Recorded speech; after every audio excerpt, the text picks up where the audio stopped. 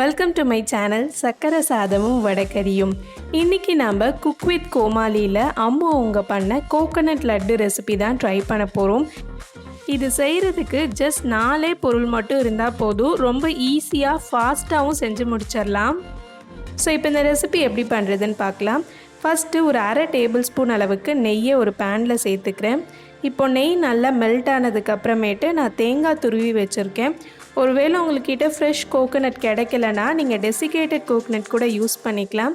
நான் இன்றைக்கி இந்த கப்பில் 1.5 கப் அளவுக்கு துருவின தேங்காய் சேர்த்துக்கிறேன். இப்போது இதை நல்லா வறுத்துக்கலாம். அடுப்பை லோ ஃப்ளேமில் வச்சுக்கோங்க.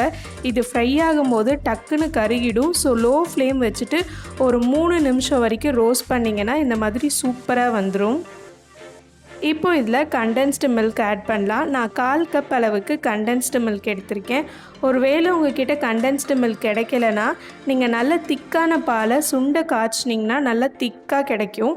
இப்போ இந்த பாலில் ஒரு 2 டேபிள் ஸ்பூன்லேருந்து 3 டேபிள் ஸ்பூன் சுகர் சேர்த்துட்டு நல்லா மிக்ஸ் பண்ணிவிட்டு அதை நீங்கள் இந்த கோகோனட் கூட சேர்த்துக்கலாம். நான் இன்றைக்கி கண்டென்ஸ்டு மில்க் சேர்த்துக்கிறேன்.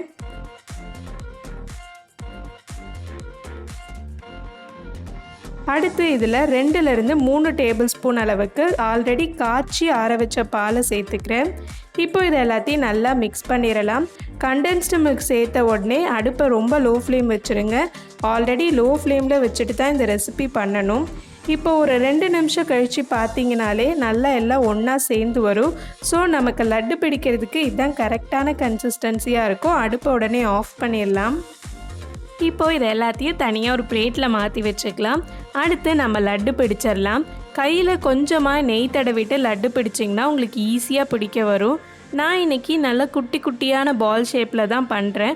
உங்களுக்கு பெரிய பால் சைஸில் வேணும்னா கூட நீங்கள் பண்ணிக்கலாம். இப்போ நார்மலாக நம்ம கையில் லட்டு பிடிப்போம்ல, அந்த மாதிரி பிடிச்சாலே சூப்பராக ரவுண்டாக வந்துடும். இதே மாதிரி எல்லாமே பிடிச்சி வச்சுக்கலாம். அவ்வளோதான், நம்மளோட கோகோனட் லட்டு ரெடி ஆகிடுச்சு. நீங்கள் மேலே வேணும்னா இந்த மாதிரி ஃப்ரெஷ் கோகோனட்டை கொஞ்சமாக துருவி வச்சுட்டு ஆட் பண்ணிக்கலாம். இல்லைனா அப்படியே கூட சர்வ் பண்ணலாம். நான் இன்றைக்கி கொஞ்சமாக இந்த மாதிரி கோகோனட்டை துருவி எடுத்திருக்கேன்.